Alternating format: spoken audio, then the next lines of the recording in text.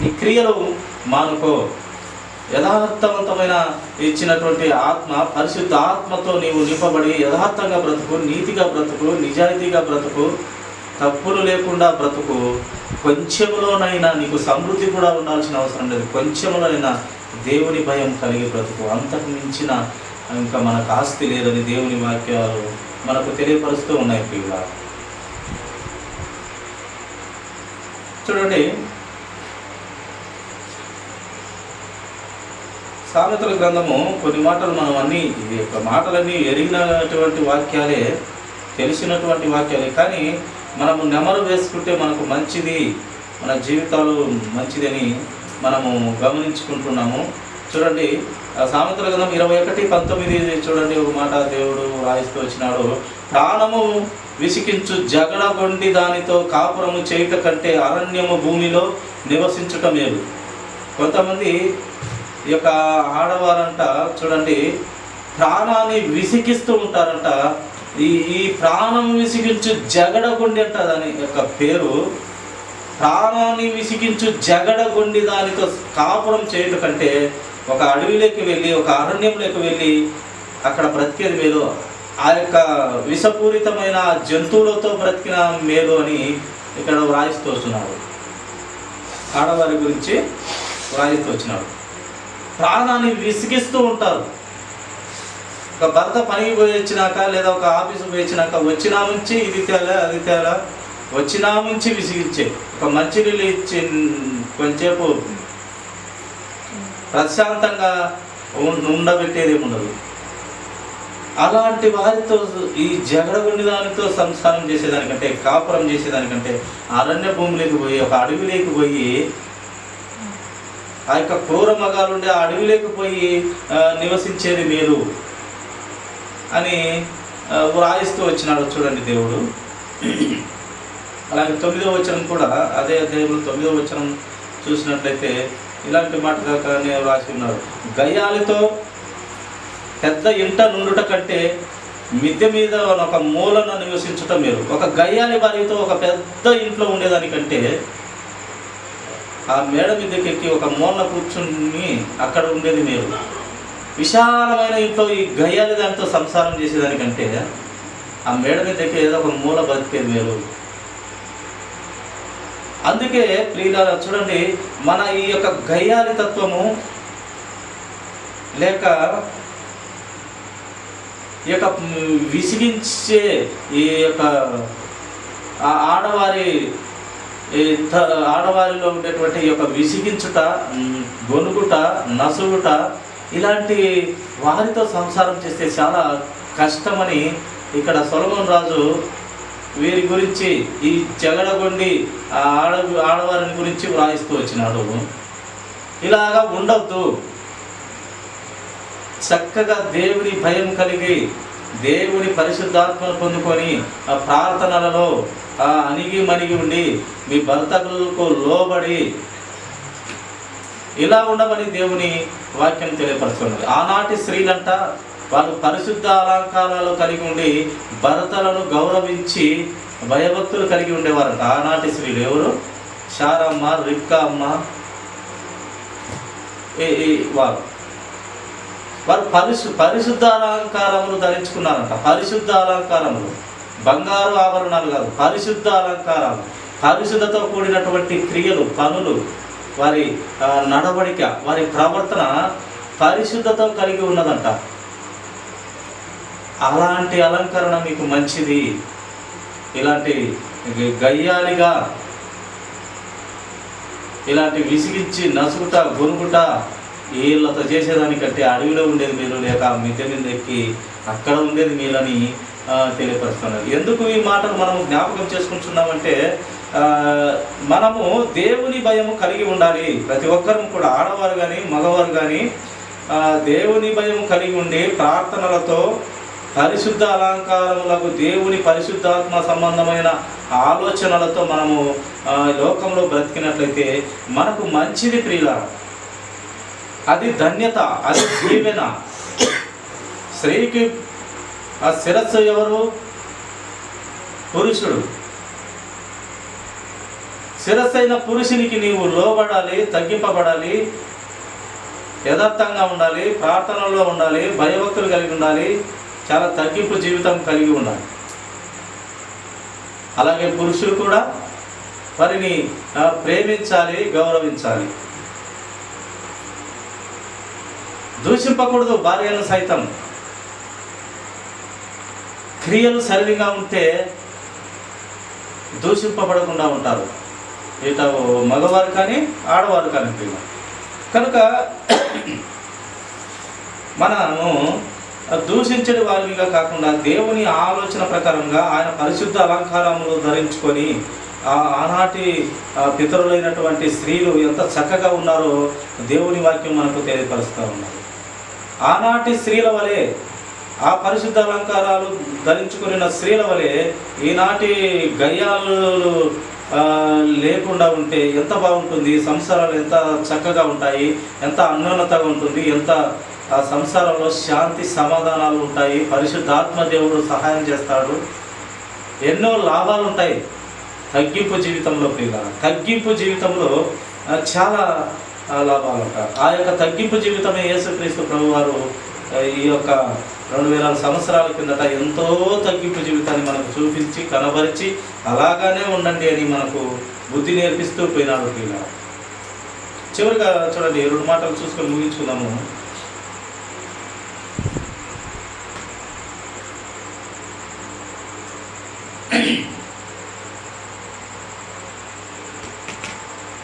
సామెతల గ్రంథము 20వ అధ్యాయం 1వ వచనము మాట చూసుకుందాం. చూడండి, ద్రాక్షారసము వెక్కిరింతల పాలు చేయును, మద్యము అల్లరి పుట్టించును, దాని వశమైన వారందరూ జ్ఞానము లేని వారు. దేవుని వాక్యం తెలియపరుస్తూ ఉంది ఇక్కడ మగవారి గురించి. ద్రాక్షారసం అంట యొక్క మత్తు వలన వెక్కిరింతల పాలు చేస్తుంది, మనిషిని పనికిమాలినవానిగా చేస్తుంది. అలాగే మద్యము, ఈ యొక్క మద్యము, సారాయి, వీటికి ఎన్నో పేర్లు ఉన్నాయి, లిక్కరు, ఎన్ని అల్లరి పుట్టించును, దాని వశమైన వారందరూ అంట బుద్ధిమంతులని రాయబడిందా లేక ఏమని రాయబడింది నాయన? అల్లరి పుట్టించును, మద్యము అల్లరి పుట్టించును, దాని వశమైన వారందరూ జ్ఞానము లేని వారు దరిద్రులు అని వ్రాయిస్తూ వచ్చినాడు పరిశుద్ధాత్మ దేవుడు. ఈ మద్యానికి బానిసలైన వారందరట జ్ఞానము లేని వారు. ఒక్కొక్కడు మనసులో పెట్టుకొని తిట్టనీకే ఎంతో డబ్బులు వాడు వ్యయం చెల్లించి తిట్టనీకే వాడు ఏదో మనసులో పెట్టుకుంటాడు, తిట్టనీకే వాడు తాగి వచ్చాడు, అంత ఖర్చు పెట్టుకొని వచ్చి. ఇంట్లో చూస్తే ఏమి ఉండవు, ఇసిరి తెడ్డు ఎచ్చేయాడుకో పొయ్యి కాడికి పోదంట ఈ లోక సామెత ప్రకారము. ఇసిరెచ్చే తెడ్డు పొయ్యి కాడికి పోదు, కానీ ఎంతో వ్యయం చెల్లించి ఇంత తాగి వచ్చి ఇంట్లో పిల్లలకు సరైన పోషణ తిండి ఉండదు, ఇసిరెచ్చే తెడ్డు పొయ్యి కాడికి పోలేదంటే అంతే, ఇంట్లో సరైన తిండి ఉండదు. వీడేమో తాగి వచ్చాడు, తాగి వచ్చి సరిగ్గా ఉంటాడంటే ఇంట్లో అల్లరి, సంసారము నాశనము, ఇరుగు పొరుగు వారికి తలనొప్పి, ఊరిలోనే పెద్ద తలనొప్పి. వీరికి ఏమన్నా బుద్ధి ఉంది అంటే దేవుడు రాయించినాడు, వీరికి అసలు ఈ జ్ఞానమే లేదు, ఈయనంత పనికిమాలినోళ్ళు లేరు అని గ్రంథం తెలియపరుస్తాను, నేను తెలియపరుస్తాను, బైబిల్ తెలియపరుస్తాను. జ్ఞానవంతుడైన సొలొమోను రాజు గారు వ్రాయించినటువంటి మాటలు ప్రియుల. కనుక చూడండి, మనము మన బ్రతుకు ఈ లోకంలో యథార్థంగా పవిత్రంగా బ్రతకాలంటే, ఆ పరలోక రాజ్యం చేరాలంటే మన బ్రతుకు దేవుని మాటల ఆధారం చేసుకొని బ్రతకాలి. లేక అపస్తుల బోధ మీద నిలిచిండి వారు కట్టిన సంఘం అనే ఆ యొక్క బండ మీద కట్టిన సంఘం అనే ఆ సంఘంతో మనము బ్రతకాలి, వారి మాటలను బట్టి బ్రతకాలి, దేవుని ఆలోచన ప్రకారం బ్రతకాలి, దేవుడు చెప్పినది విన్నదాని ప్రకారం మనము బ్రతకాలని దేవుని వాక్యం తెలియపరుస్తుంది. నీకు ఈ లోకంలో నీవు ఏ క్రియల చేత నీవు బ్రతుకుతున్నావో ఆ క్రియలకు అర్థం కూడా దేవుడు తెలియపరుస్తున్నాడు. ఏ క్రియలతో బ్రతికితే నీకు ఏమొస్తుంది, నీ శరీరంలో ఏమవుతుంది, లేక పరలోక రాజ్యంలో ఏమవుతుంది, నరకంలో ఏమవుతుంది, అన్ని దేవుడు తెలియపరుస్తూ వస్తున్నాడు. నిన్ను రక్షించుకోవాలని అనుకుంటున్నాడు. నిన్ను యథార్థంగా పవిత్రంగా బ్రతకనీకి ఆయన ఇష్టపడుతున్నాడు. మన దరిద్రమైన ఆలోచనలు, దరిద్రమైనటువంటి ఆలోచనలు తీసివేసుకోవాలి. ముఖ్యంగా యవ్వన కాలంలో ఉన్నటువంటి పిల్లలు ఏం చేస్తారు, సెల్లులు తీసుకొని ఏం చేస్తారు నాయన, చెల్లులో అశ్లీలమైనటువంటి బూతు బొమ్మలు చూస్తూ ఉంటారు. ఒకప్పుడు మేము కూడా చూసిన వారిని. కానీ వీటి వల్ల ఏమన్నా ప్రయోజనం ఉందంటే ఏమీ లేదు. వాటి వల్ల బ్రతుకును నాశనం చేసుకోవటం. ఇప్పుడు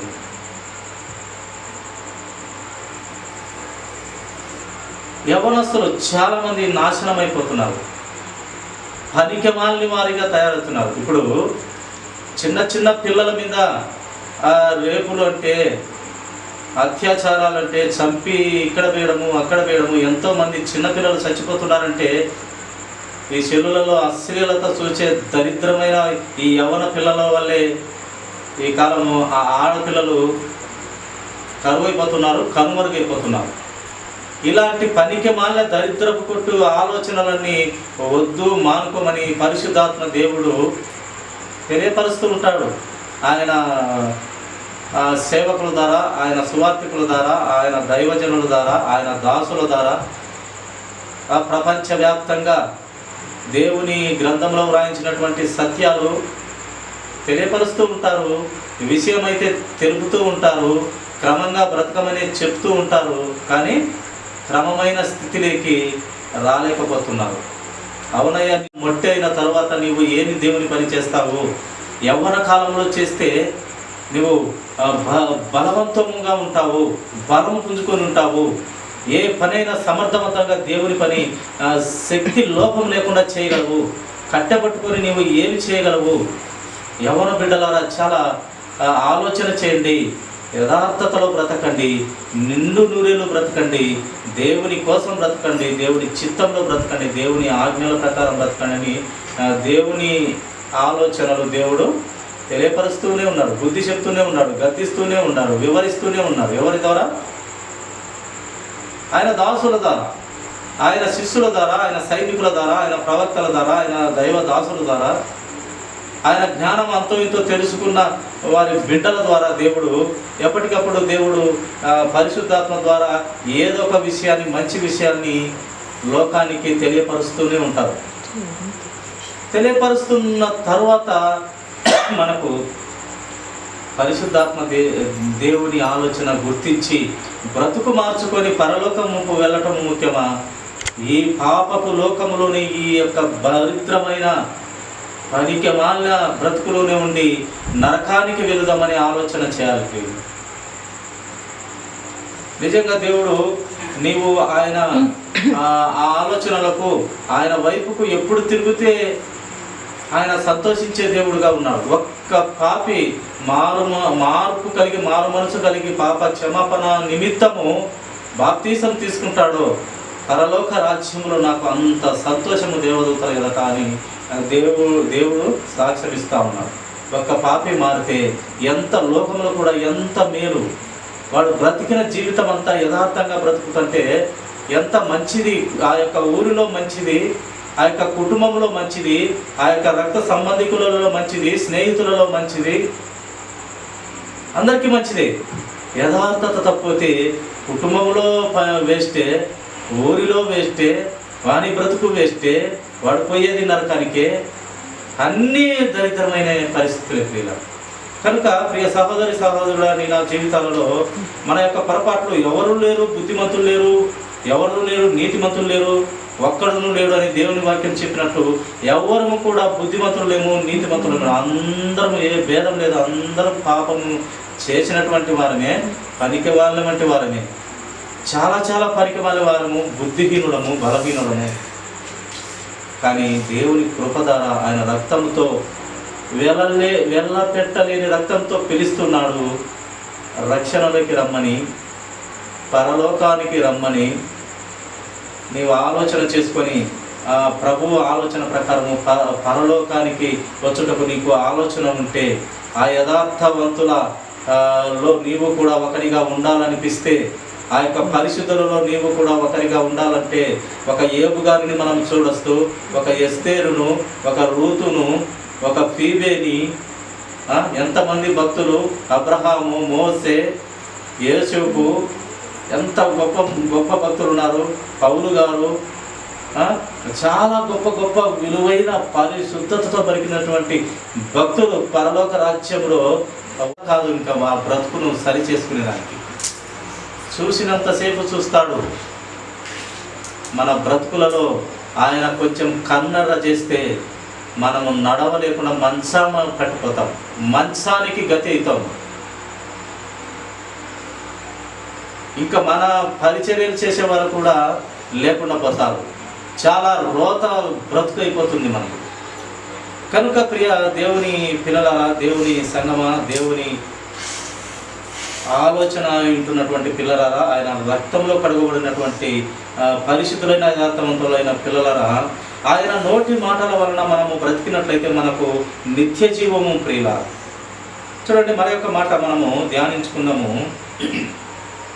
చూడండి, అదే సామెతల గ్రంథము 27వ వచనంలో చూడండి, ఆయన చెప్తున్నటువంటి మాట, నరుని ఆత్మ యెహోవా పెట్టిన దీపము, అది అంతరంగములు అన్నీ శోధించును. ఆ యొక్క ఆత్మ, ఆ యొక్క దీపము మన శరీరంలో అన్నీ శోధించును.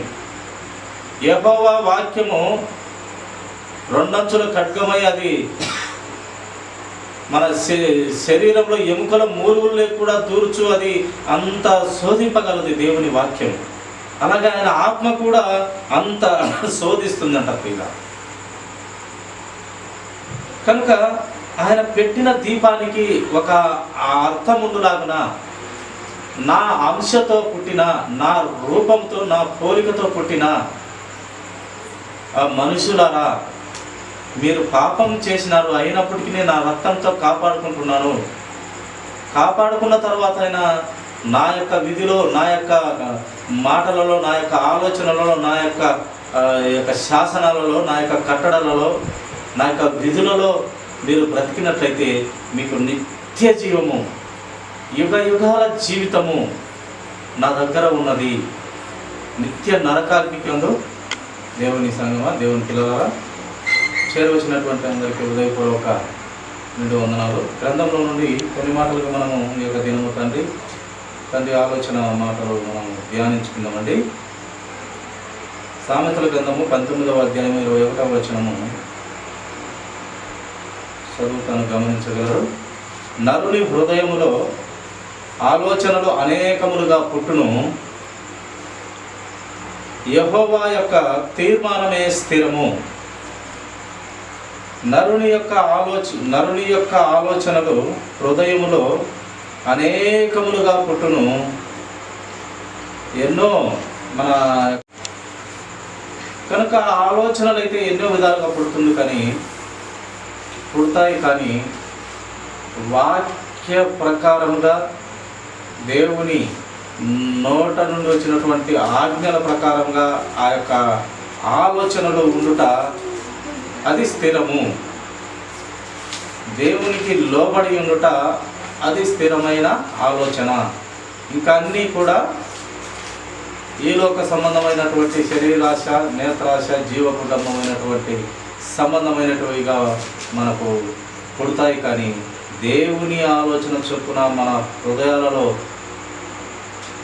జరిగింది అది దేవుని యొక్క తీర్మానమే, ఆ యొక్క స్థిరమైన ఆలోచన అని మనకు గ్రంథం మనకు తెలియపరుస్తూ ఉన్నది. చూడండి, అదే సామెతల గ్రంథము 20వ అధ్యాయము 11వ వచనం చదువుకున్నాము. బాలుడు సహితము తన నడవడి శుద్ధమైనదో కాదో, యథార్థమైనదో కాదో తన చేష్టల వలన తెలియజేయును. బాలుడు సైతము తన నడవడి శుద్ధమైనదో కాదో, యథార్థమైనదో కాదో, మంచిదో కాదో తన చేష్టల వలన తెలియజేయును.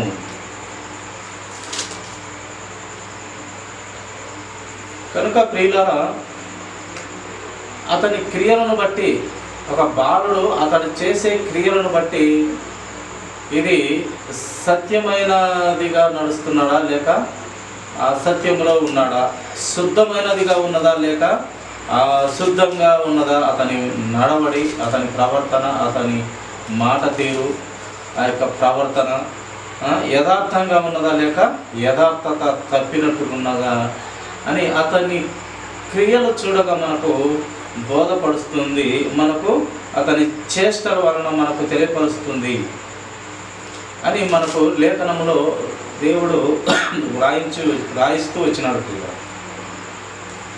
కనుక మన క్రియలు, మనము లేచిన నుండి మన క్రియలు దేవుని సంబంధమైన ఆలోచనలతోనే బ్రతుకుతున్నామా లేక ఈలోక సంబంధమైన ఆలోచనలుగా బ్రతుకుతున్నామా అనేది మనము గుర్తించి లోక సంబంధమైనది అయితే వదులుకోవాలి, దేవుని సంబంధమైనది అయితే దానిలో మనము కొనసాగాలి. ఎలా ఉంది మన క్రియలు? ఒక బాలుడు తన చేష్టల ద్వారా అది క్రమమా లేక క్రమము లేనిదా అని తెలియపరుస్తాడంట. నా జీవితాలలో కూడా మన క్రియలు, మన చేష్టలు, పెద్దవారిమైన మనము లేక ఆయన రక్తంలో కడగబడినటువంటి మనము, మన చేష్టలు ఎలా ఉన్నాయి అని మన క్రియల ద్వారా పక్క వారికి తెలుస్తుంది, లేక సృష్టికర్త అయిన దేవునికి తెలుస్తుంది కూడా. కనుక మన క్రియలు గొప్పవిగా విలువైనవిగా ఉండాలంటే అది దేవుని నోట మాట వినటమే ప్రియుల. ఆయన నోటి మాట వింటేనే మన క్రియలు మంచివిగాను, ఫలవంతమైనవిగాను, ఫలించే కొమ్మగాను, మన క్రియలను బట్టి, మన చేష్టలను బట్టి అవి మంచి చెడ్డయని మనకు తెలుస్తుంది. కనుక భయభక్తులతో దేవుని ఆజ్ఞలను మన హృదయంలో ఉంచుకొని శ్రద్ధాశక్తులతో ఆయన మాటలు విని ఆ మాటల ప్రకారం మనము బ్రతికినట్లయితే అవి దేవుని సంబంధమైన, పరిశుద్ధాత్మ దేవుడైన సంబంధమైనటువంటి క్రియలుగా ఉన్నట్లయితే అవి యథార్థవంతమైనట్టుగా మనకు ఇతరులకు, దేవునికి కనపడతాయి. ప్రియులు చూడండి, మన క్రియలు ఒక మాట చూడండి, అదే 20వ అధ్యాయము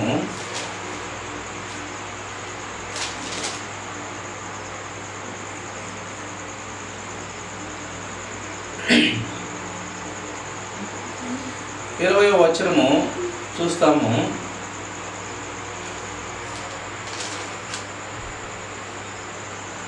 ఇరవయవ అధ్యాయము 20వ వచనము, సామెతల గ్రంథము. తన తండ్రినైనను తల్లినైనను దూషించువాని దీపము కారు చీకటిలో ఆరిపోవును. తల్లినైనా తండ్రినైనా దూషిస్తే, తండ్రినైనా దూషిస్తే లేక పలకకూడని మాటలతో పలికితే ఏమవుతుందంట? దేవుని వాక్యం పిలవిస్తూ ఉంది. దేవుని పరిశుద్ధాత్మ ద్వారా ఇక సొలొమోను రాజు గారు రచించినటువంటి ఈ యొక్క సామెతల గ్రంథంలో వ్రాయిస్తూ వచ్చినాడు. తల్లిదండ్రులనైనా, మన తల్లిదండ్రులను, వారి తల్లిదండ్రులను దూషిస్తే చాలు, మన దేవుడిచ్చినటువంటి ఆత్మ ఆ కారు చీకటిలో ఆరిపోతుందంట. అంటే మరణం అవుతాము. తల్లిదండ్రిని గౌరవించకపోయినా, అమర్యాదగా వారి పట్ల నడుచుకున్న వాక్యం సెలవిస్తూ ఉంది, మనం మరణం అవుతాము. కారు చీకటిలో మనము ఆరిపోతాము. మన క్రియలు ఎలా తెలియపరుస్తాయి? ఒక వ్యక్తి యథార్థత లేక నీతిగా ఉన్నాడా లేక యథార్థత తప్పి ఉన్నాడని ఎలా తెలుస్తాయంటే మాటలను బట్టి, వారు మాట్లాడుతున్నటువంటి మాటలను బట్టి, ఆ నడుచుకుంటున్నటువంటి తీరుతెన్నులు, ఆ ప్రవర్తన, వాటిలో తెలుస్తుంది. ఈ నరులైతే భయపడి వారికి గద్దింపలేరేమో, కానీ దేవునికి ఏది ఆయనకు చాటు లేదు, ఆయన గద్దింపకపోడు. ఆయనకు చాటు లేదు, ఆయన గద్దింపకపోడు, బుద్ధి చెప్పకపోడు. నిన్ను సత్యంలో నడవనికి నీకు అవకాశం ఇస్తాడు, ఇచ్చిన నాళ్ళు ఇస్తాడు. ఇచ్చి ఇచ్చి ఇచ్చి ఇంకా ఏం జరుగుతుందంటే దేవుడు భవిష్యత్తు కాలంలోకి వెళ్ళిపోతాడు. చాలా సార్లు ఇస్తాడు. ఒక ఆడవారికి కానీ మగవారికి కానీ ఎవరికైనా ఆత్మ ఇచ్చినటువంటి అటు ఇటు కాని వారు కానీ అవకాశాలు అయితే చాలా ఇస్తాడు. ఇంకా ఎంత ఇచ్చినా ఇతని బ్రతుకులో ఏంది మార్పు రాలేదే, లేక ఈమె బ్రతుకులో మార్పు రాలేదే అని గమనిస్తాడు దేవుడు. గమనించి ఏం చేస్తాడు, అదేదో సినిమాలో చూసినట్టు చిత్రగుప్త ఇతని పాపములు ఇప్పు అన్నట్టు దేవుడు మన భూత భవిష్యత్తు కాలములు, మన ముందు కాలములు, మన జీవితం ఎంతవరకు ఉందో అంత కాలం వరకు చూస్తాడు. ఏంది ఈయన పరిస్థితి, ఏంది ఈయన పరిస్థితి, ఏమన్నా మార్పు చెంది చక్కగా బ్రతికే రకమా, లేక దరిద్రపు మాటలతో పనికిమాలిన ఆలోచనలతో ఇదే తీరుగా కొనసాగుతుందా అన్నప్పుడు దేవుడు ఇంకా వారి ముందు జీవితం కూడా చూసినాక ఇంకేం చేస్తాడు, ఎన్ని మాటలు గద్దించినా, సామెతల గ్రంథము 29వ అధ్యాయం 1వ వచనం ప్రకారముగా ఎన్నిసార్లు గద్దించినా వినని మనిషి అంట హఠాత్తుగా మరణం ఇచ్చేస్తాడు. కనుక మన క్రియలు చాలా జాగ్రత్తగా ఉండాలి. అందుకే బాలుడు వాడి చేష్టలను బట్టి వాడి ప్రవర్తన తెలుపుతాడు. బాలుని కన్నా బుద్ధి మీరినటువంటి నీవు నేను అందరము కూడా మన చేష్టలను బట్టి మన ప్రవర్తన తెలుస్తుంది లోకానికి. అలాగే ఆ పరమందున్నటువంటి తండ్రికి బ్రతుకు మార్చుకో మిత్రమా, బ్రతుకు మార్చుకో నా యొక్క కుమార్తె కుమారుడా, నా స్నేహితుడా, నా యొక్క రక్త సంబంధి అయినటువంటి నా పిల్లలారా అని హెచ్చరిస్తూ ఉన్నాడు. పిల్ల తన తల్లిదండ్రులైనా దూషించితే మన దీపము కారు చీకటిలో ఆరిపోతుంది. ఈ లోకస్తులు భయపడి గద్దించకపోవచ్చు, వాక్యము ద్వారా దేవుడు గద్దిస్తాడు, లేక దేవుడే కూడా కొన్ని పెట్టి బుద్ధి చెప్తాడు. అయినప్పటికీ మన బ్రతుకులకి ఇలాగే ఉంటే దేవుడు ఇదో కారు చీకటిలో ఆరిపోతున్నటువంటి పరిస్థితిలోకి మనము తీసుకెళ్తాడు. ప్రియులు, అది మనము చేసుకున్న మన క్రియలను ప్రకారం వచ్చేటువంటి ఫలితం. ప్రియులు, కనుక బ్రతుకు ఇచ్చినటువంటి దేవుడు ఇచ్చినటువంటి ఈ యొక్క బ్రతుకు లేక ఈ యొక్క ఆత్మ దేవునికి లోబడి బ్రతకాలి. మన ఇష్టానుసారంగా బ్రతికేదానికి వీలు లేదు. దేవుని మాట, నోటి మాట ప్రకారం బ్రతకాలి. ఆయన చిత్తంలోనే మనం బ్రతకాలి, ఆయన కోసమే మనం బ్రతకాలి. ఎందుకంటే ఆయన ఇచ్చినటువంటి ఈ జీవితము, ఆయనలోనే మనకి జీవితం వచ్చింది. ఈ జీవితం కూడా చాలా విలువైనటువంటి జీవితము, అద్భుతమైనటువంటి మానవ జీవితము. ఇది ఇలా కుక్క నక్క ఈ యొక్క పశువులతో సంబంధమైనటువంటి జీవితం కాదు. ఇది ఆత్మ లేని కుక్క నక్కల జీవితం లాంటిది కాదు. సాక్షాత్తు దేవుని పోలికలో దేవుని హృదయంలో నుండి వెలువడినటువంటి ఊపిరి చేత మనము తయారు చేసి ఆత్మగా మనము ఆ యొక్క తల్లి గర్భంలో పిండంలో ఉండగా ఆత్మ మనము దాంట్లో ప్రవేశపెట్టినాడు. దేవుడే మనకు ప్రవేశపెట్టినాడు. ఈ యొక్క ప్రవేశపెట్టినటువంటి ఆత్మ యథార్థవంతమైనదిగానే ప్రవేశపెట్టాడు. కనుక నీవు నేను అందరం కూడా యథార్థవంతంగా పరిశుద్ధాత్మ దేవుడు యథార్థవంతంగా మనము నడిపించడానికి కృప చూపిస్తాడు. అలాంటి ఆలోచనలు పుట్టిస్తాడు. కానీ అపవాది వల్ల, ఈ లోకాన్ని వెళుతున్నటువంటి అపవాది వల్ల మనము ఈ లోక సంబంధమైనటువంటి ఆలోచనలు పడి మన చెవులు మూసుకొని పోయి దేవుని మాటను విడిచిపెట్టి మన కన్నులు గుడ్డితనము, ఈ లోక సంబంధమైన దేవత కన్నులకు గుడ్డితనం కలుగజేస్తుందంట. ఈ లోక సంబంధమైన పనికిమాలిన అపవాది అలా చేస్తుందంట. పరలోక సంబంధమైన దేవుడు ఆత్మీయ కన్నులను ఇచ్చి నీ కన్నులను తెరుగుటకు లేక నీకు జ్ఞానం వచ్చుటకు ఆయన కృప చూపిస్తాడు. కానీ ఈ లోక సంబంధమైన దేవత అంట ఈ అపవాదిగాడు, ఆ యొక్క అపవాదిగాడు కృప కాదు ఆయన ఇచ్చేది, నీకు రంగుల లోకం చూపించి ఆ యొక్క నిత్య నరకానికి తీసుకుపోయే అని మనకు తెలియపరుస్తూ ఉంది ప్రియుల. కనుక మనకు ప్రవర్తన, మన క్రియలు దేవునికి ఇష్టమైనవిగా ఉండాలి, లోక సంబంధమైన వాటిగా లేక దేవుని సంబంధమైన పరలోక రాజ్యం సంబంధమైన మొదటిగా ఆయన నీతిని, ఆయన రాజ్యాన్ని వెతుకులాగున మన ఆలోచనలు ఉంటే మన బ్రతుకులు ధన్యము. దేవుడు ఆశీర్వదిస్తాడు, ఈ లోకంలో నిన్ను ఆశీర్వదిస్తాడు, ఆ లోకంలో ఇంకా ఆశీర్వదిస్తాడు. కనుక అట్టి స్థితిలో మనం బ్రతకాలని దేవుడు ఇంత గొప్ప గ్రంథాన్ని మన చేతులకు ఇచ్చినాడు. ఇంత గొప్ప సాక్షి సమూహం ఉన్న ఈ గ్రంథంలోని భక్తులను, ప్రవక్తలను సాక్షాత్తు దేవుడే కూడా దిగివచ్చి, శరీరధారిగా దిగివచ్చి ఆయన బ్రతికించిన తీరుతెన్నులు మాదిరికరమైన జీవితాన్ని గ్రంథంలో పెట్టి మనకు గ్రంథాన్ని ఇచ్చినాడు. ఈ గ్రంథము చాలా విలువైన పవిత్ర గ్రంథము, బైబిల్ గ్రంథం.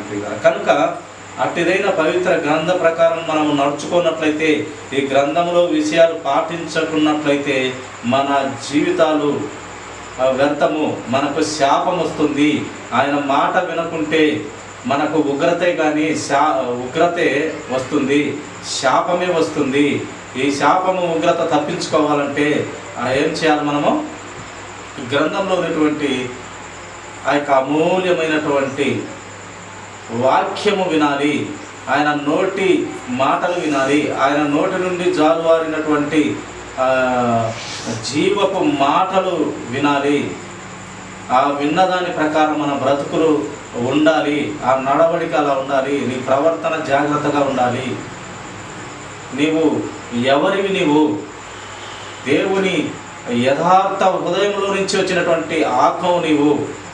నీవు నరుని ఆత్మ దేవుడు పెట్టినటువంటి దీపము. ఆయన పెట్టినాడు, ఈ యొక్క మన దేహంలో ఆత్మను పెట్టినాడు, ఆ దీపాన్ని పెట్టినాడు. ఆ దీపాన్ని వెలిగించి నీవు ఇంకొకరిని వెలిగించి దేవునికి ఆత్మ ఫలాలుగా, దేవునికి ఇంకొకరిని వెలిగించిన ఆత్మ ఫలము దేవునికి అప్పచెప్పేవారిగా, ఆత్మల భారం ఉండేవారిగా ఉండాలి. నిన్ను రక్షించుకున్నది నేను. ఎలా రక్షించాను? నా యొక్క విలువైన రక్తం చేత మిమ్మల్ని రక్షించాను. వెల పెట్టలేని, కొనేదానికి వీలు లేని రక్తం నాది. ఆ రక్తంతో కొనబడినటువంటి సొత్తు మీరు నాకు, నా యొక్క ఆస్తి మీరు, నా స్వాస్థ్యం మీరు అని దేవుడు ఇన్ని గొప్ప మాటలతో ఆయన చెప్తూ ఉంటే, మన బ్రతుకు ఈ యొక్క లోకంలో ఒక పెంట కన్నా అద్దుమానంగా మన బ్రతుకు ఉంటూ ఉన్నది. ఒక తల్లిదండ్రులకి భయపడేది లేదు, ఒక తల్లిదండ్రులకి గౌరవించేది లేదు. నోటికి ఏది వచ్చేది దూషించడమే. దూషిస్తే ఏమని లేఖనం తెలియపరుస్తుంది? నీ తండ్రినైనను నీ తల్లినైనను దూషించు అని దీపము కారు చీకటిలో ఆరిపోతుంది.